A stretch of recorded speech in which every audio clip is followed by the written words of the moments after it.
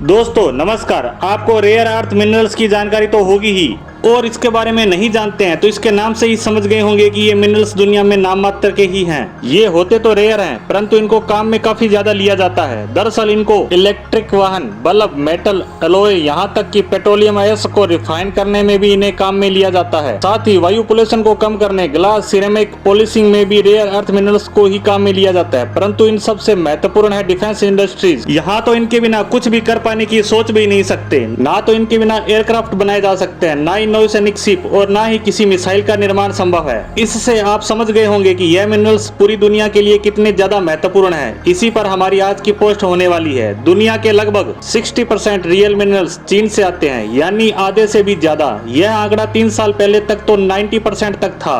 यहाँ तक कि विश्व महाशक्ति अमेरिका के सभी हथियारों में काम आने वाला रेयर अर्थ मिनरल्स भी चाइना से ही इंपोर्ट किया जाता था। इससे आपको अंदाजा हो गया होगा कि चीन कुछ साल पहले तक इस क्षेत्र में पूरी दुनिया पर राज कर रहा था।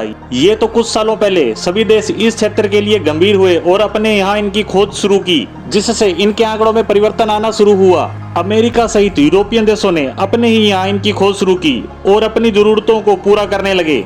वहीं हम अगर भारत की बात करें तो भारत में रेयर अर्थ मिनरल्स नहीं मिले हैं, जिससे हमारी समस्या वहीं की वहीं खड़ी है। साथ ही यहाँ यह भी कहा जा सकता है कि अभी भारत इसे लेकर सीरियस नहीं हुआ है, और अगर मिल भी जाते हैं तो तुरंत इन्हें निकाल कर काम में लेना भी संभव नहीं है, क्योंकि इन सभी प्रक्रियाओं में काफी ज्यादा समय लगता है। इसलिए भारत चीन पर अपनी निर्भरता को कम करने के तरीके खोज रहा है। यही खोज भारत को लेकर गई है नॉर्वे, जहाँ कुछ समय पहले ऐसे भंडारों का पता चला था। भारत चाहता है कि ये खजाना किसी तरह उसे मिल जाए। इसी को लेकर काफी समय से प्रयास चल रहा था। इससे संबंधित खबर आई है कि नॉर्वे के ट्रेड मिनिस्टर ने बयान दिया है कि हम रेयर अर्थ मिनरल्स को लेकर भारत के साथ बातचीत कर रहे हैं। बताया जा रहा है कि बहुत ही जल्द भारत और नॉर्वे के बीच एक रेयर अर्थ मिनरल्स को लेकर डील होने वाली है।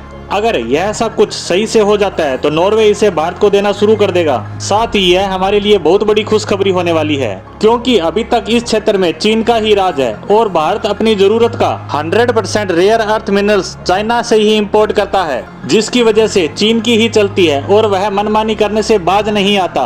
यह भारत के लिए आर्थिक व सामरिक तरीके से सही नहीं है।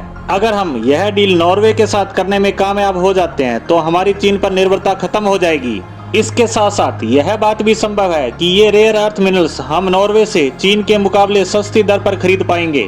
साथ ही अन्य क्षेत्रों में भी हमारा नॉर्वे के साथ व्यापार बढ़ेगा, जिसका भी आर्थिक लाभ भारत को ही होगा। वहीं अब दूसरी तरफ भारत के जम्मू कश्मीर राज्य में लिथियम आयन के विशाल भंडार मिले हैं। उसके बाद उम्मीद करते हैं भारत इन खनिजों की खोज के लिए सीरियस होगा और रेयर अर्थ मिनरल्स के साथ साथ अन्य महत्वपूर्ण खनिज भी भारत में मिले। ऐसी आशा के साथ इस पोस्ट को यहीं विराम देते हैं। धन्यवाद।